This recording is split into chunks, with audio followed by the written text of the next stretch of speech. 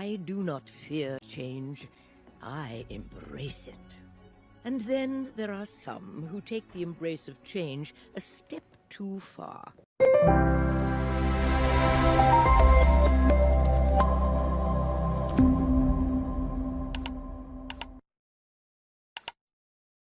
Hello everyone and welcome to my YouTube channel. It's Samar again. In today's video, I will be talking about the book that is captivating, the book that got me out of the reading slump, and it's Open Water by Caleb Nelson. This book is a poetic, intimate, and hauntingly beautiful debut novel that captures the complexities of love. Love is patient. Love is kind. Love is not rude.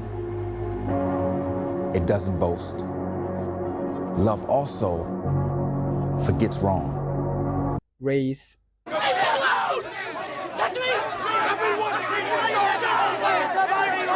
and identity. Understanding this narrative identity is important because it deeply influences how you feel about yourself, how you respond to life challenges, and how you relate to others, and how you anticipate the future. Well, I'm telling you, this book has got so many good reviews, has got so many recommendations. I personally have nothing bad to say about it. Now, Nelson's writing has a lyrical quality, using short, vivid prose that often feels like a stream of consciousness. This style creates a reading experience that feels almost musical, fitting well with the novel's thematic focus on art, particularly photography and music as forms of self-expression. No matter how oppressed or challenged you are, that there is life in the imagination. At its core, Open Water is a love story, but it's one that goes beyond romance. The story revolves around two young Black British artists navigating their identities and vulnerabilities in a world that often misunderstands or undervalues them. The relationship they form is tender and powerful, yet marked by unspoken fears and societal pressures, highlighting the delicate balance between intimacy and isolation. Of course, Nelson explores this with a raw honesty that feels refreshingly real. A standout element is Nelson's use of the second-person narrative. This choice brings readers into the protagonist's mind, creating an intense sense of intimacy and empathy. The perspective feels almost like a letter to oneself, a mirror held up to the reader, making us reflect on our own vulnerabilities and relationships, and that's basically what I felt while I was reading the book. It's a unique approach that enhances the emotional weight of the story. I do believe that Open Water also thoughtfully addresses themes of masculinity and mental health. If we actually want to help men who are in crisis, we have to come up with a positive vision of masculinity, one that is aspirational, not denigrating.